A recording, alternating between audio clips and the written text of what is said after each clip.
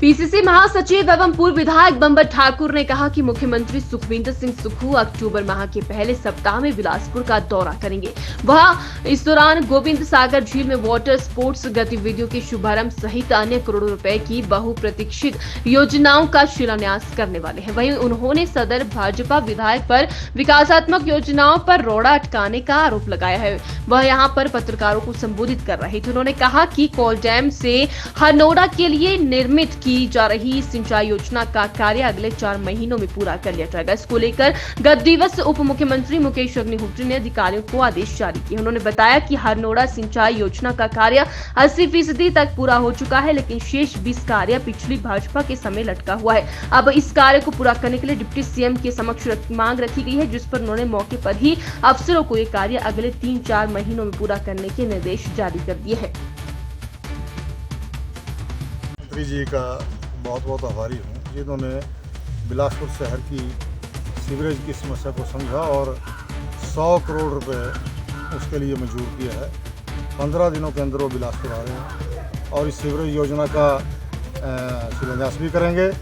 और बिलासपुर के इतिहास में पहली बार हुआ है कि क्रूज और शिकारे इस नदी में चलेंगे और 12 महीने 24 घंटे जो है लोगों को इसका आनंद भी देखने को मिलेगा और जो हमारे बिलासपुर के नौजवान हैं उनको रोज़गार भी मिलेगा, तो उसका भी वो उद्घाटन करेंगे माननीय मुख्यमंत्री। और ऐसे ही हमारे कोल डैम में भी तो तत्तापानी तक झील चलेगी, वहाँ पर भी शिकारे चलेंगे और उसका भी टेंडर कॉल कर दिया गया है एडमिनिस्ट्रेशन द्वारा।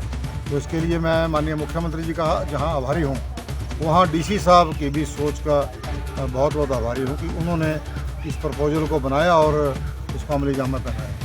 और साथ में हमारी जो एक मैंने अपने एमएलए के दौरान पे डीपीआर तैयार की थी, अली खड्ड ब्रिज से नीचे डैम के किनारे किनारे और मंडी बरहाड़ी तक एक रोड बनेगा और 8 करोड़ रुपए की उसकी डीपीआर तैयार हुई है और उसमें 16 नाले हैं छोटे।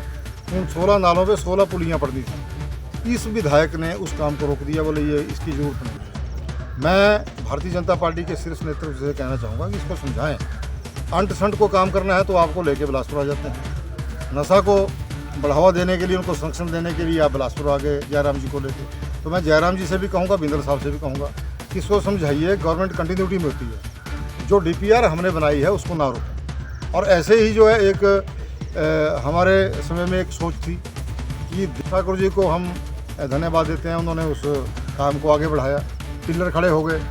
इस विधायक ने माइनिंग फंड को डीएमएफटी का से जो पैसा आया था वहाँ पे सुभाष जी लेके आए थे, उस पैसे को अब कहा कि सुभाष के समय में जो काम चल रहा है उसको भी बंद कर दो, बंबर ठाकुर के समय में जो काम हुए वो सारे बंद कर दो। तो ये नेतृत्व, भाजपा का नेतृत्व कम से कम उसको समझाए कि हमारे कांग्रेस के समय के कामों को तो बंद कर ही रहा है, पर जो बीजेपी के समय में भी काम हुआ उसको भी बंद कर दिया। अब वो पिलर खड़े हैं, काम नहीं होगा। तो मैं ये जानना चाहूँगा भाजपा से कि क्या उस पुल की ज़रूरत नहीं है? ये पैसा झुंडूता पहुँचा दिया उन्होंने जाकर के, क्या इस रोड की ज़रूरत नहीं है?